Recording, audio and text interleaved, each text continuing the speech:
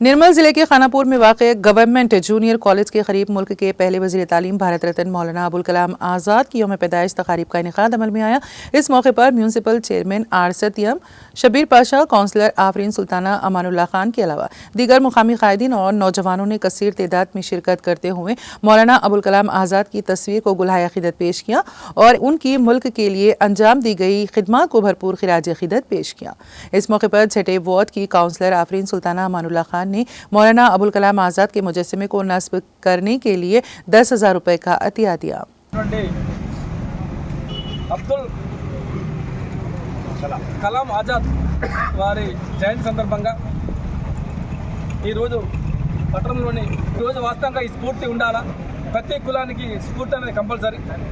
ఆ రోజు నేను చైర్మన్ అయిన 10 రోజులకే మా గౌరవ పాలకవర్గ సభ్యులు మైనార్టీ సోదరులు షబీర్ పాషా కానీ, అమరుల్లా ఖాన్ కానీ, ఖలీల్ గారు కానీ వాళ్ళు ఖచ్చితంగా అన్నగారు మీరు చైర్మన్ అయ్యారు, అబ్దుల్ కలాం ఆజాద్ గారి విగ్రహానికి ఆ బుక్కు గ్లోబల్ కోసం ఖచ్చితంగా మీరు శంకుస్థాపన కావాలని, తీర్మానం కావాలని చెప్పంటే మా గౌరవ కౌన్సిల్ అందరం ముక్కుముడిగా అందరం యునానిమస్గా సపోర్ట్ చేసి తీర్మానం చేయడం జరిగింది.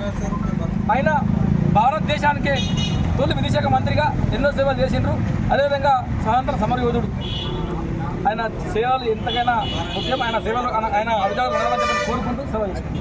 ఈరోజు మౌలానా అబుల్ కలాం యొక్క ఆశయాలు భారత తొలి విద్యా మంత్రి, భారత రత్న, అలాగే 35 సంవత్సరాలనే భారత జాతీయ కాంగ్రెస్కు అధ్యక్షుడైనటువంటి ఒక మంచి విద్యావేత్తను ఈరోజు మనం కాలేజ్ ముందర ఇది ఒకటి మైనారిటీ సమాజ వర్గానికి కానీ, ముస్లిం సమాజ వర్గానికి కానీ వ్యక్తి కాదు.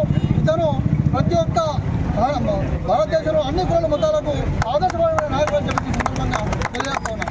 ఇదే విషయాన్ని గౌరవ మా చైర్మన్ గారి దృష్టికి, అలాగే వైస్ చైర్మన్ గారి దృష్టికి, మా పాలకవర్గం దృష్టికి తీసుకెళ్ళేటప్పుడు మనము మున్సిపల్ చైర్మన్గా అలాగే మొట్టమొదటిసారిగా మనం వచ్చిన తర్వాత మొదటి తీర్మానంలోనే అబుల్ కలాం ఆజాద్ యొక్క ఇక్కడ శంకుస్థాపన చేసి మనం చేస్తామని చెప్పి తీర్మానం చేయడానికి పాలకవర్గ సభ్యులు అందరూ కోపంతో పాటు దానికి ఏకగ్రీవంగా తీర్మానాన్ని ఆమోదించారు. దీన్ని వారికి మనస్పూర్వకంగా వారికి మేము ఈరోజు ధన్యవాదాలు తెలుపుతున్నాము. రాబోయే రోజుల్లో మా ఇక్కడ ఏర్పాటు చేయబోయే విగ్రహానికి కూడా మా గౌరవ చైర్మన్ గారు అలాగే పాలకవర్గం మాకు తోడుగా నిలవాలని చెప్పి